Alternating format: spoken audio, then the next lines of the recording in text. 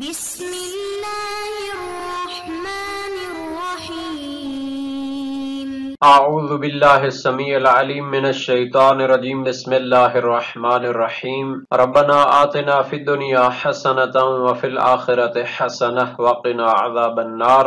عزیز طلبہ، السلام علیکم ورحمۃ اللہ وبرکاتہ۔ اصول الکافی سبق نمبر 69 میں کتاب العقل والجہل کا 34واں حصہ ذکر ہونے والا ہے۔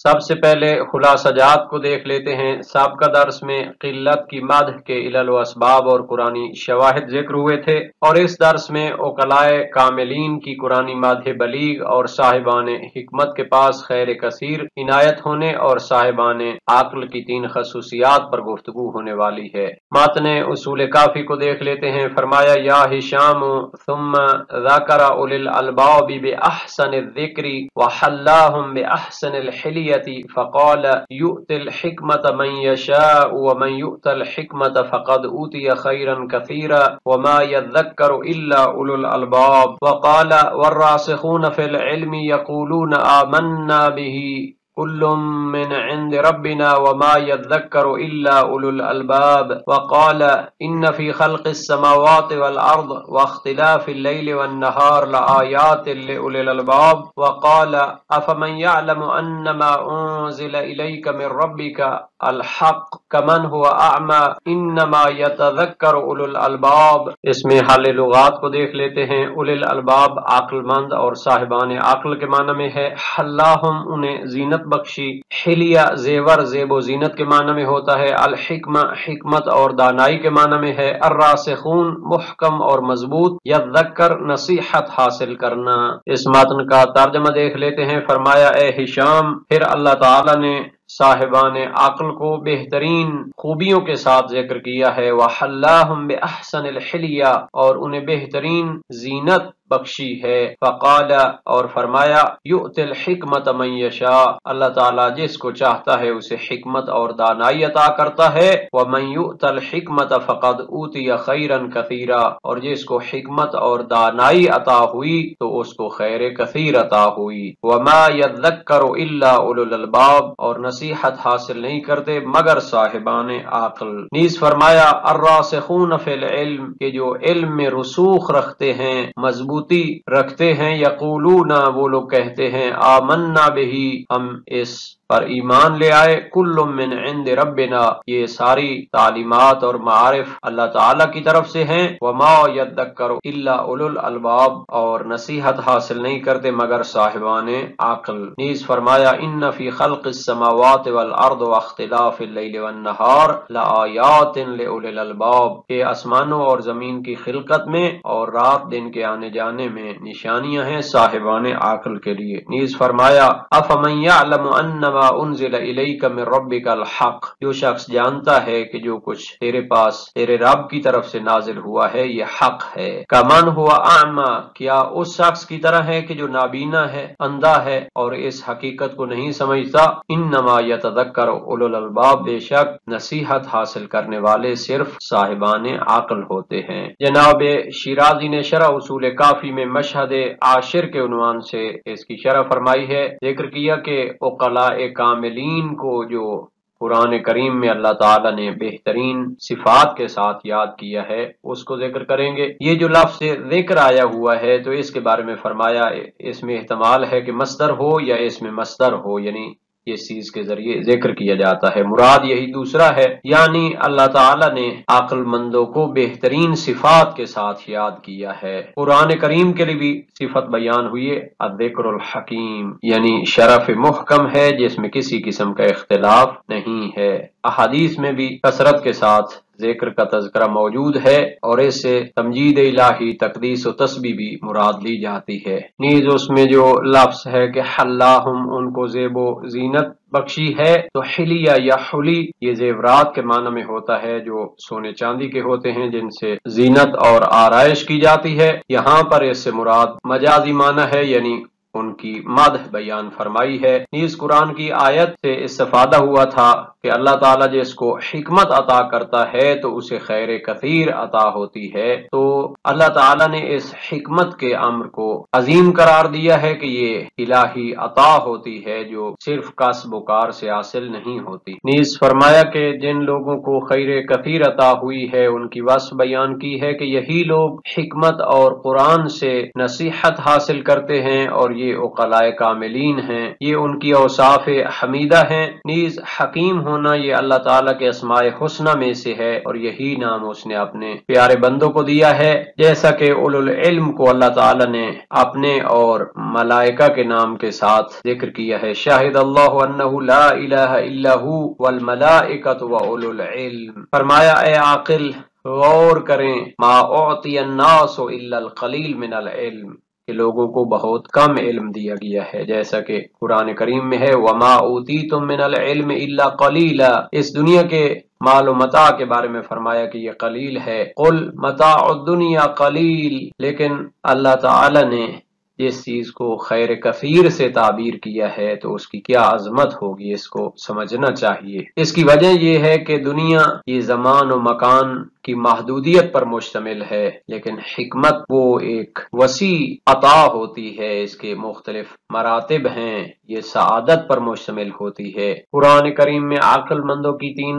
خصوصیات کا ذکر فرمایا، والراسخون فی العلم یقولون آمنا بہ کل من عند ربنا وما یذکر الا اولو الالباب۔ اس میں صاحبان عقل کی 3 خصوصیات ہیں، ایک الرسوخ فی العلم، یعنی علم میں وہ راسخ ہوتے ہیں، محکم اور مضبوط ہوتے ہیں، دوسرا خدا و رسول اور اس کی کتاب پر ایمان رکھتے ہیں، تیسری صفت العرفان بان الکل من عند اللہ وهو التوحید فی الافعال، یعنی وہ اس حقیقت کو درک کرتے ہیں، اس کی معرفت رکھتے ہیں کہ اس کائنات کے تمام مظاہر وہ توحید افعالی کا مظہر ہیں۔ نیز یہ جو آیت ہے کہ ان فی خلق السماوات والارض واختلاف اللیل والنہار، یہ پہلے گزر چکی ہے، مزید اس کی تاکید کرنا مقصود ہے کہ اس زمین و آسمان کی خلقت اور ان کے بارے میں غور و فکر سے کام لینے والے صاحبان عقل ہی ہوتے ہیں، دوسرے لوگ کھاتے پیتے ہیں، دنیا کی زندگی گزار کے چلے جاتے ہیں، ان سے استفادہ نہیں کر پاتے۔ گویا اولو الالباب کی قرآنی صفات کو جو بیان کیا گیا ہے ان کو دیکھ لیتے ہیں۔ علم و دانش میں رسوخ اور مضبوطی، خدا و رسول پر ایمان و یقین اور توحید افعالی کی معرفت ان کی قرآنی صفات میں سے ہے۔ بس یہ جو آیت ہے کہ اللہ تعالیٰ کی نشانیوں میں صاحبان عقل و فکر غور کرتے ہیں اور ان سے نصیحت حاصل کرتے ہیں، تو اس کی وجہ یہ ہے کہ یہ صاحبان عقل اپنی عقل و شعور سے کام لیتے ہیں اور اس مادہ اور ظلمت کی تاریکیوں سے نکل کر نور کی طرف جاتے ہیں اور بصیرت حاصل کرتے ہیں کہ ان کا کوئی خالق مالک اور قادر موجود ہے۔ اور یہ لوگ جب اس مرتبہ اولیہ تک پہنچتے ہیں تو اس کی وجہ یہ ہے کہ وہ شب و روز اللہ تعالیٰ کا ذکر کرتے ہیں اور خلقت آسمان و زمین میں غور و فکر کرتے ہیں، تب جا کر ان کو یہ مرتبہ اور معرفت حاصل ہوتی ہے۔ اور یہ لوگ اعتراف کرتے ہیں کہ ربنا ما خلقت ھذا باطلا، کہ آپ نے اس کائنات کو فضول میں خلق نہیں کیا بلکہ اس کا ایک عالی ہدف اور مقصد ہے، ان مخلوقات کو کمال تک پہنچانا ہے، بس ہمیں عذاب جہنم سے بچائے رکھ۔ تو یہ اہل عقل و دانش کی عظیم مد اس میں پائی جاتی ہے۔ بس خلاصہ یہ ہو گیا کہ یہ آیات ان لوگوں کے لیے آیات اور نشانیاں ہیں جو عقل و شعور سے کام لیتے ہیں، جو سنگ دل ہیں، دنیا پرست ہیں، فقط کھانے پینے پر توجہ دیتے ہیں، دنیاوی لذات اور خواہشات سے استفادہ کرتے ہیں، آیات الہی سے اعراض کرتے ہیں، حکمت اور دانائی کی طرف نہیں جاتے، انکار پر اصرار کرتے ہیں،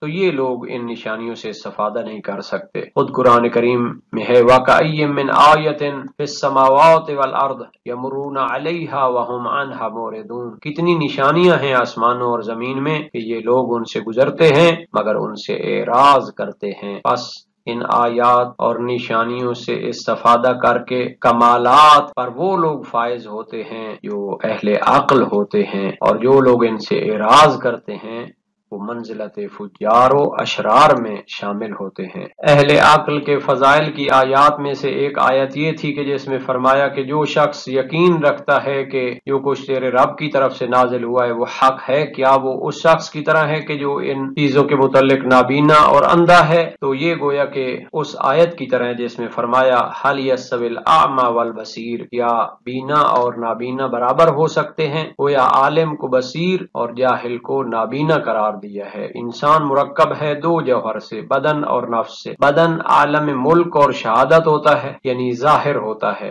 اور نفس عالم ملکوت اور غیب اور باطن سے ہوتا ہے۔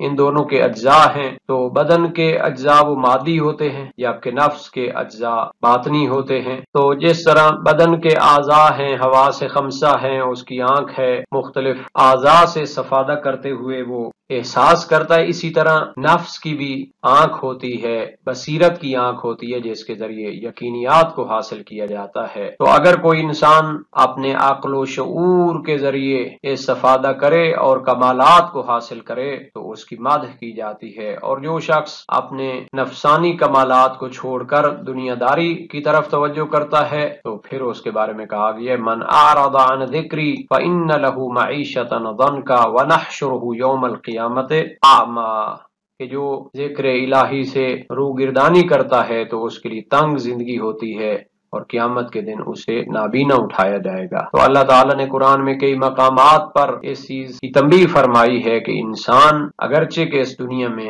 متماثل الافراد ہیں، ایک جیسے ہیں، جیسا کہ فرمایا قل انما انا بشر مثلکم، میں تمہاری طرح ایک بشر ہوں، لیکن باطنی لحاظ سے، کمالات کے لحاظ سے وہ مختلف انواع ہیں۔